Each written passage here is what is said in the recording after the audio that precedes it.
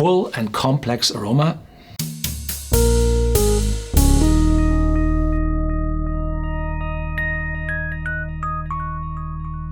Welcome to Whisky.com, where fine spirits meet. My name is Horst Lüning. I'm the master taster of Whisky.com, and today we have a reappearance on the market, reintroduction of the Johnnie Walker Green, 15 years old, 43% ABV, and very cheap. Yes, cheap.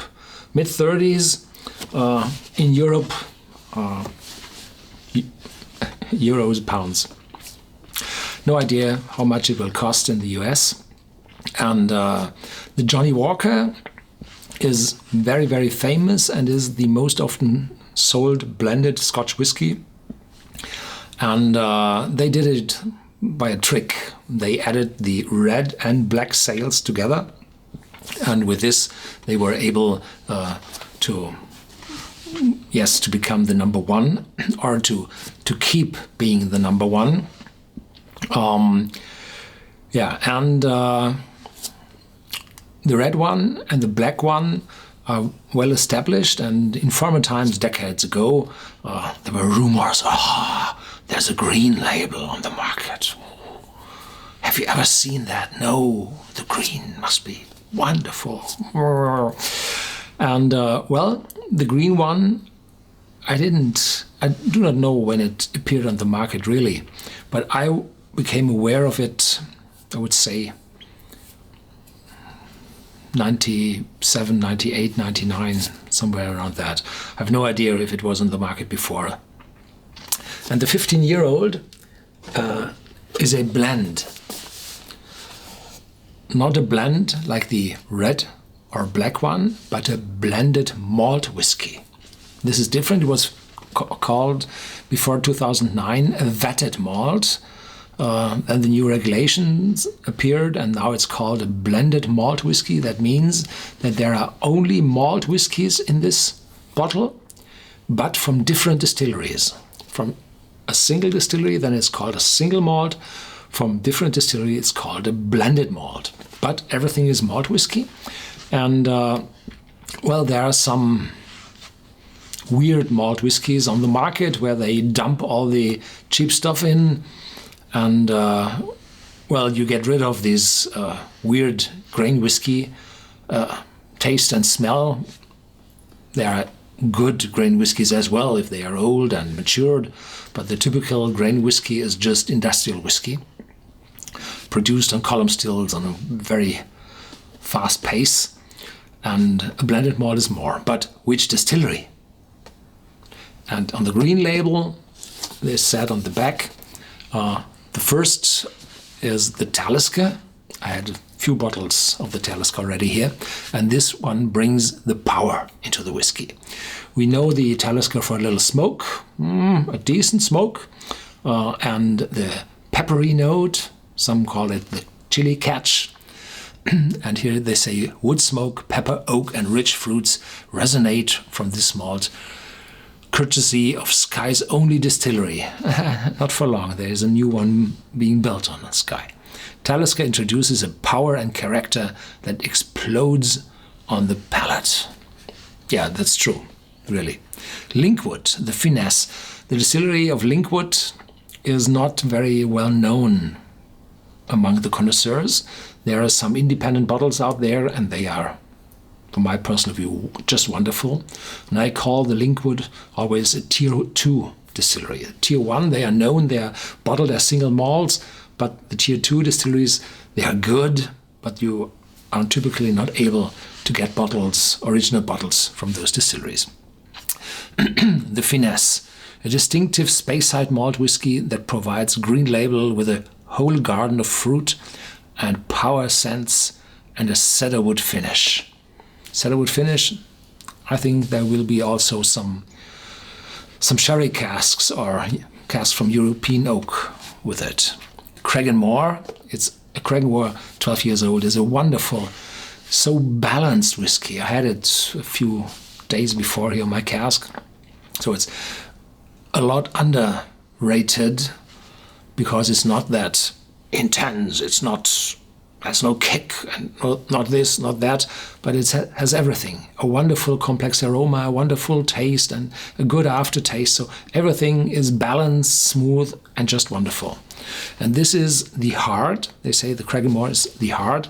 The Cragganmore is a lead malt used for blending to bring a distinct hard taste into a blend. Responsible for Green Label's exceptional malty taste and hints of sweet wood smoke and sandalwood. Cragganmore is a sweet and fragrant Speyside whiskey. I've never tasted wood smoke inside Cragganmore. No, never. Probably there are some casks produced by Cragganmore which are not used for the 12-year-old, but for this one, no idea.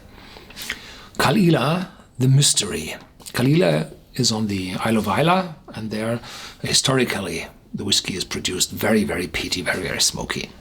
And I had a lot of them already, and they are oily, they have a sweet heart, and they bring exceptionally smokiness to a whiskey. This special malt, Isla's best kept secret, it's in nearly every bottle of Johnnie Walker and J&B Rare. Provides notes of rich fruit with drying sea salt and peat smoke contributing to the natural intensity. With caramel color. Yeah. Well, this is mass production. So Johnnie Walker does this. The bottle is different to the old one, which vanished from the market in 2012. They stopped production because some whiskies became extinct. So I think it was the Caol Ila, because the Caol Ila had its own single malt range, which was expanded with the 18 years old, a 25-year-old on the market, and the typical Johnnie Walker Red and Black.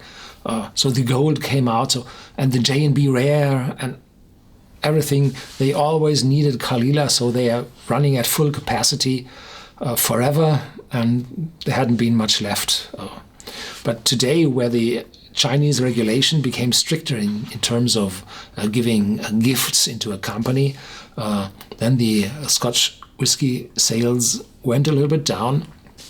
And with this, probably we have the chance to have more Caol Ila for other bottlings. And here they have this wonderful bottle. I think it's the same as they use it for the gold reserve. And there's a thick bottle, it's heavy. It's not that rounded as it was before, so it's a little sharper on the edge, but not sharp, really. So the bottle has a high intensity, high glue on the outside. So looking just wonderful. And the second one is not what I'm always saying, I have a small one, do not have to open the big one. No, this is an old one. This is the one before 2012. The new one came out on the market in 2016, early. And so this is an old one, and I will compare the taste of the new against the old, so that you can be sure, does it taste the same, does it taste different? It's completely different. Another whiskey today? No. And I tried to open it, and the cork went apart. Yes, so there was too few glue between the cork and the wooden stopper on top. So here we go, and at first we have a look.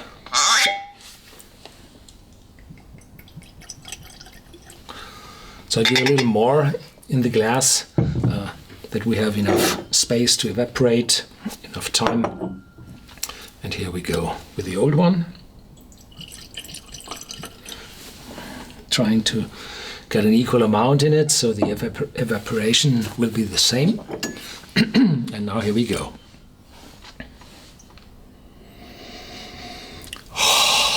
A full and complex aroma with a distinct smokiness, 8 to 10 ppm. So it's not too much, it's not covering the fruitiness, the maltiness, the sweetness, the spiciness. It's a wonderful complex aroma, and this is the difference between a single malt, where you select casks which nature produce, and here we have a blended malt, where an artisan, a natural person, puts together whiskies from different distilleries and says, so much from this, so much from that, and now we have the perfect blend with complexity, intensity, smoothness, and everything. So there's a light smokiness, Caol Ila, Talisker, little sweetness coming up, maltiness, very complex. Yeah, and now we have the old one.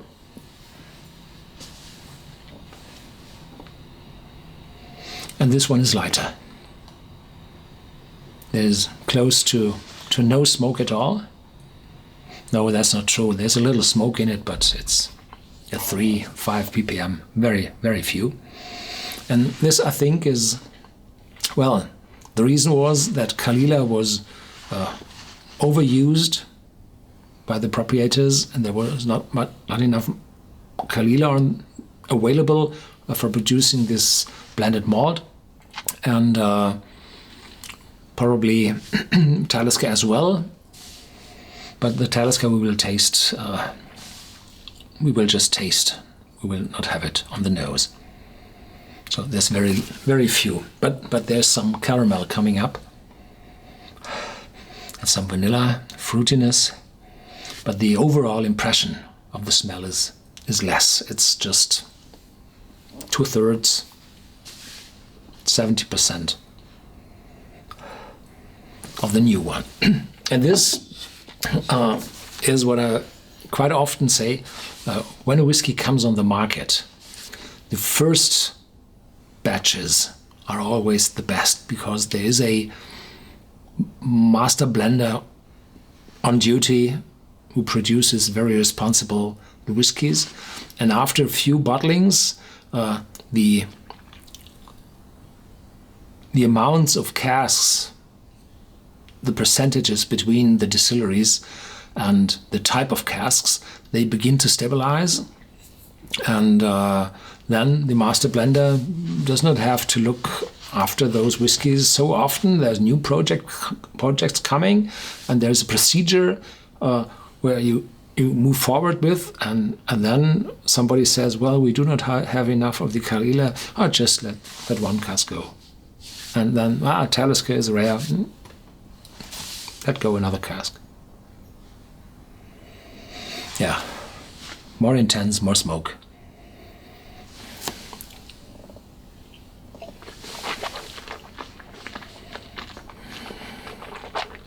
Mm-hmm.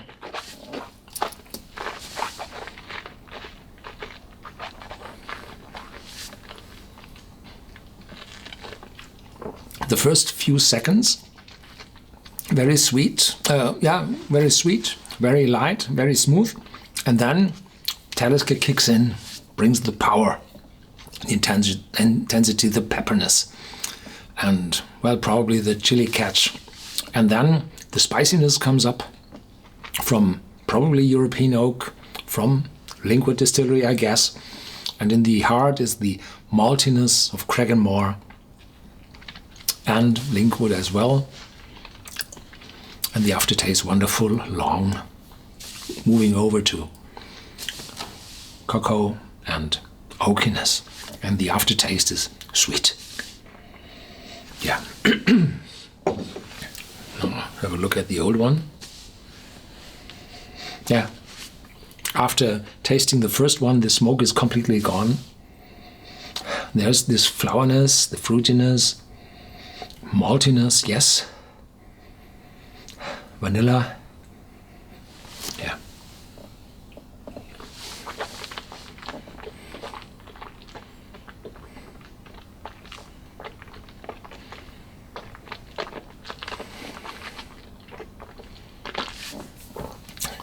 Talisker is not kicking in as it did with the new one. There's smoothness, sweetness, fruitiness, fragrancy over the first 5 to 10 seconds, and then oakiness is kicking in. Probably they used more European oak to compensate the missing of the peppery distillery character of Talisker.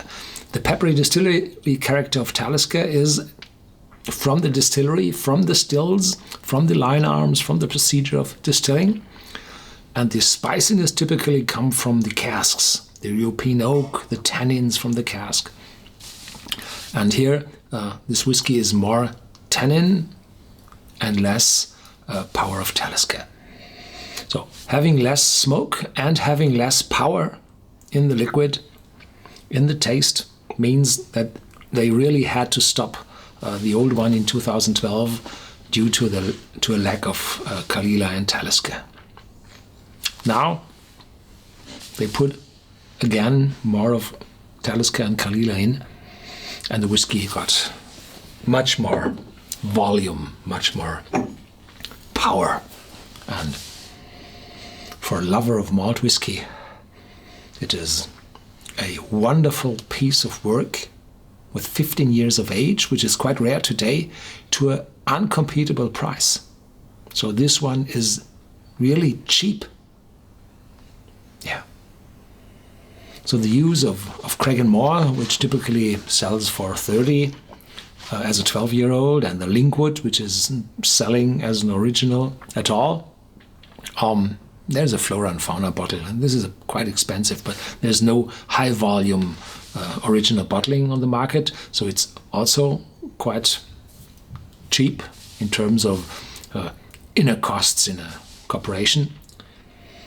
And then just adding a kick of Caol Ila and Talisker on top, and then they are so fair not to increase the price according to quality. If I would have been the manager, I would have started at 40, 45. And with an age of 15, people would have bought that also. Now we'll see. Probably somebody is listening. Yeah, I like this one.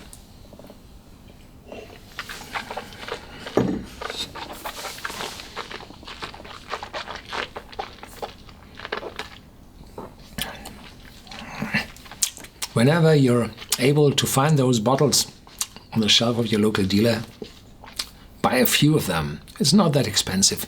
They will stay in your bar forever. There's no problem storing them for 10 years. Don't lay the bottle, just keep it upright. Keep it in a cooler, dark room, upside, facing the cork upright, and then you're good for years. Thank you very much for watching. Stay tuned, there's more to come as always, and feel free to share this video with your friends and give me a thumbs up if you like it, and thank you very much for watching.